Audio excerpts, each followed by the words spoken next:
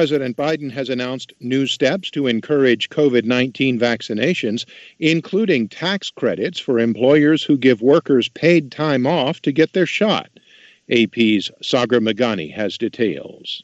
More than half of American adults are now at least partially vaccinated, and the president's celebrating reaching his latest goal of 200 million shots administered in his first 100 days. Demand for shots is now a bigger issue than supply.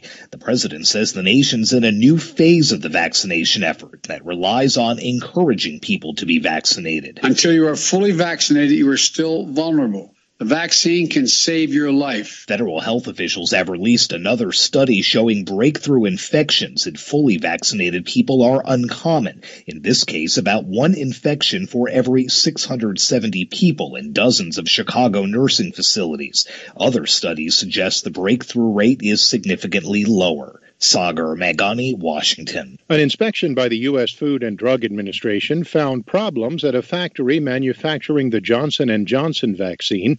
AP's Shelley Adler reports. The Baltimore factory that had a contract to make Johnson & Johnson's COVID-19 vaccine was dirty, did not follow proper manufacturing procedures, and had poorly trained staff. The result, says U.S. regulators, contamination of material that was going to be put in the shots. The Food and Drug Administration released a statement in a 13-page report detailing the findings from its recent inspection of the now idle Emergent Biosciences factory. Both Emergent and J&J say they're working to fix the problems as quickly as possible. That vaccine is on hold right now due to very rare blood clots. I'm Shelley Adler.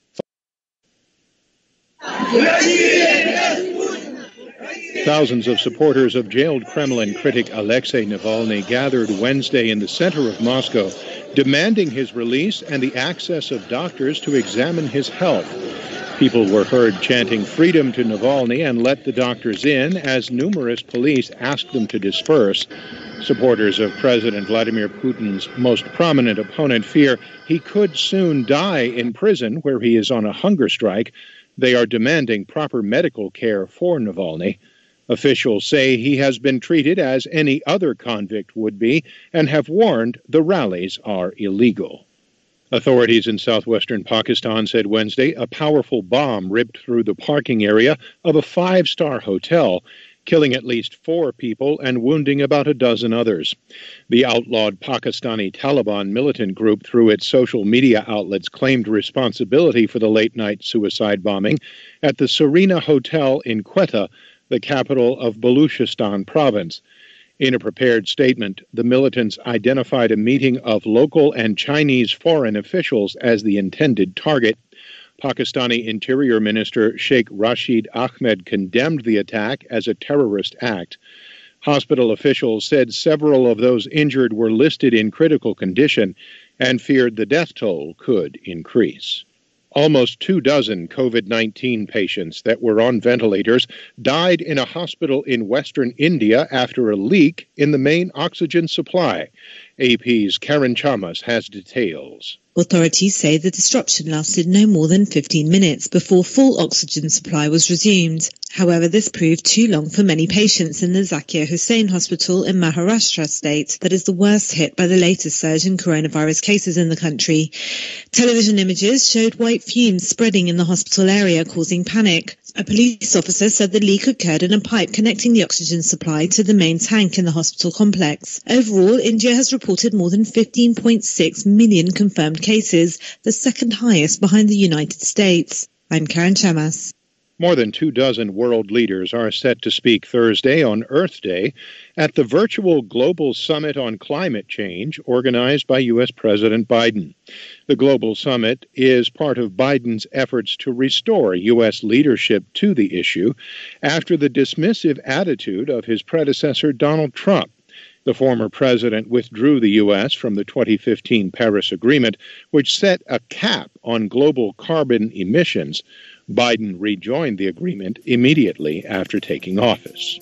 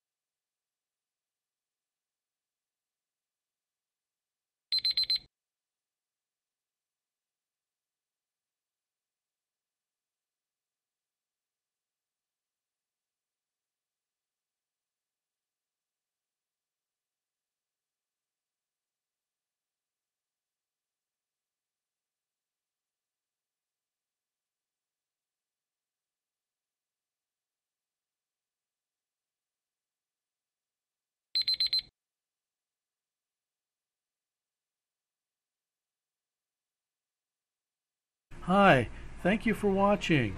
I hope the videos are useful for you. Please subscribe to my channel using the button below.